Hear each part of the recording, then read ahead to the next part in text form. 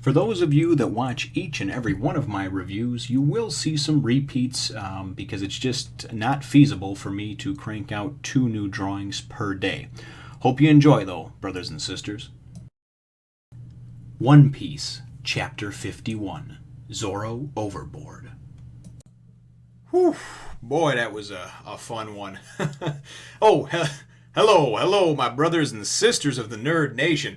I, of course, am Jim, here to bring you another review on the excellent and action-packed tale of One Piece. The last chapter left us, of course, hanging with Zoro, pretty much, going to go toe to toe with Hawkeye, and thinking, okay, this is going to be good. And boy, I tell you, it was just action-packed, start to finish. I mean, really no breathing time in there at all. And it does. It starts out, just like it left off in the last one. Zoro is going to confront Hawkeye. He, of course, is not really impressed with Zoro. And you've got everybody on the ship kind of like lining up for a big fight, right? Like out at the playground after school, and they're all like, oh man, it's Hawkeye, the greatest swordsman to live, alive, against Zoro, the pirate bounty hunter, And then you got Johnny and Yasaku there. Yasaku and Johnny, they're just like, oh yeah, no one can defeat our brother. And then even Don Krieg, he's sitting there and he's just like, did you guys see what that dandy did to my ship? Like, what are you guys, nuts? So as they're about to get down to it, and Zoro's got all 3 of his swords drawn, he's ready to go. You think Hawkeye's going to pull that big son of a bitch off the back of his back, but he doesn't. He goes and he pulls out. He takes his cross that's hanging around his neck, which you can see in the picture that I did of him. And it was actually just a panel that I pretty much just used for reference and drew straight from. But he takes and he has a knife hidden in the cross, a little knife, a little dagger maybe, I don't know, a 6-inch dagger or something. And he pulls this thing out, and Zoro's like, "What the hell are you doing?" And he's just like, "Listen, I don't need to go and you don't need to use. I think he says you don't need to use like a shotgun to kill a rabbit or something like that, And basically, he's saying like you're nothing, and I don't need to. I don't need to worry about you at all, So I can beat you with this little toothpick. So he's really egging Zoro on and pissing Zoro off, but that's just the confidence that he has, that he exudes. He's the best in the world for a reason. He knows he's the best in the world, right? So anyway, Zoro basically just goes and he's like, all right, fine, whatever, it's your death, your funeral. And he comes at him and he's like, onigiri, and he goes and he charges up for this attack, and comes at him and he's just a flurry of swords and Zoro, coming at him. And then all of a sudden in the next panel, it's just like all the swords are like stopped at a point, all together or whatever. And and Hawkeye's sitting there and it just countered at the exact right time and point with this freaking dagger, right, and stops it. And even Yasaku and Johnny are like, oh my god, they stopped the onigiri demon cut attack, That's like this secret, swordsman technique or whatever. How the hell? Nobody's ever blocked that. And even Zoro's starting to doubt himself because he's like, yeah, he's thinking in his head, he's like, nobody's ever blocked that before. We also find out, too, in the confrontation that basically East Blue, everything's divided up. East Blue is the tamest of the 4 seas. There's East, North, South, and West, and they're divided by the Grand Line and the Red Line. So for me, being new to the world and the series, when a lot of people were telling me, oh, no, Don Krieg's not the baddest of the Grand Line, he's the baddest in East Blue, I didn't really even know I didn't know how many, areas it was divided up into, but basically when he gives him that, I don't hunt rabbits with a cannon or a shotgun or whatever. The reason that he's saying that is because he's like, your reputation isn't as big as you think. You may think that you're a bad man, you're a bad motherfucker, but that's only in this area of the world. You know what I mean? So I'm known throughout the world.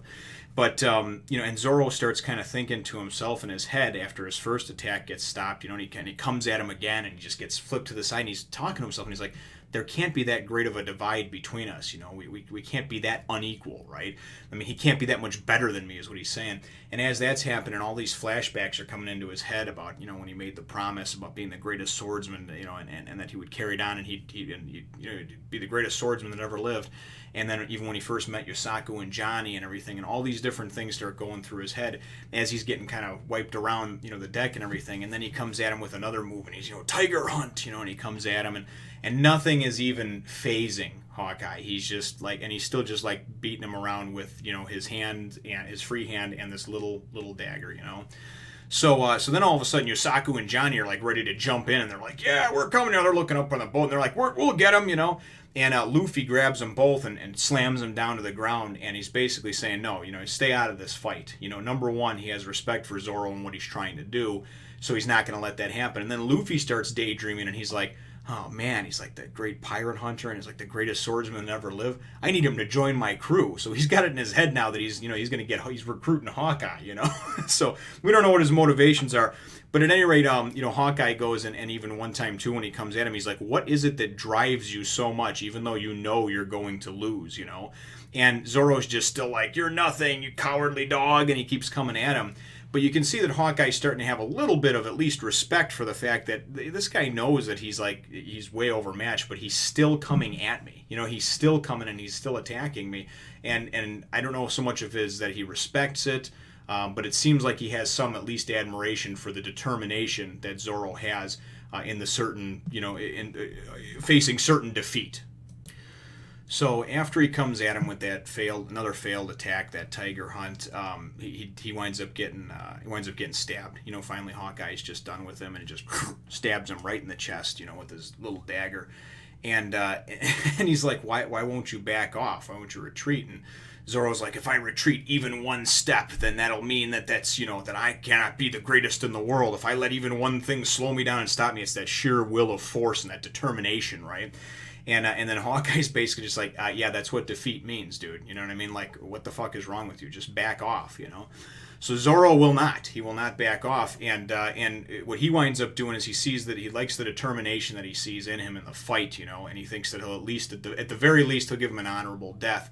So Hawkeye actually backs off, with the dagger, and he asks him what his name is, and Zoro says, Rorono Zoro, and he says, okay, he says, I'll remember that, and I'm going to honor the code of the swordsman, and he goes and just, he pulls out and he said, I'll use this black blade, the finest in the world, to cut you down.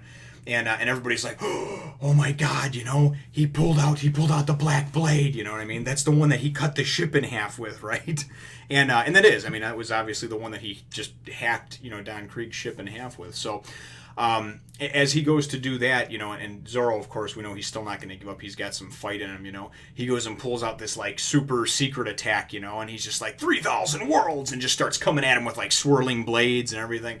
And then the next page you flip over to it, and he's just like, you see like his blades getting broken, you know what I mean, as he's coming at Hawkeye.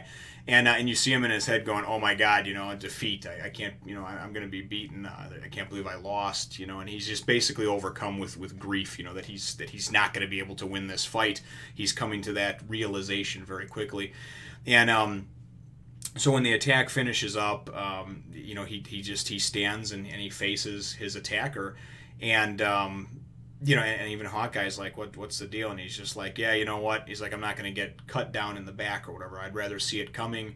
You're going to cut me down, but that's how it is. You know what I mean? I'm at least going to have an honorable death. So the chapter ends with Hawkeye just going, and I mean, even Yosaku and Johnny are like, just give in, brother, give up, try to preserve your life, and Luffy's and everybody just kind of collectively is like, oh shit, kind of holding their breath. But he does, he just gets just cut down, and blood splatter everywhere, and it's not looking good for his aspirations of becoming the greatest swordsman that ever lived.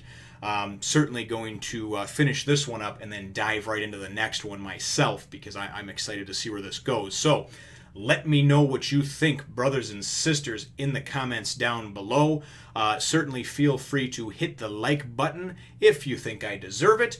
And, subscribe if you haven't done so already. We will catch you in the next one, Nation. As always, thank you for watching, brothers and sisters. Be sure to subscribe and take a look at some of my other videos. Thanks. See you next time, Nation.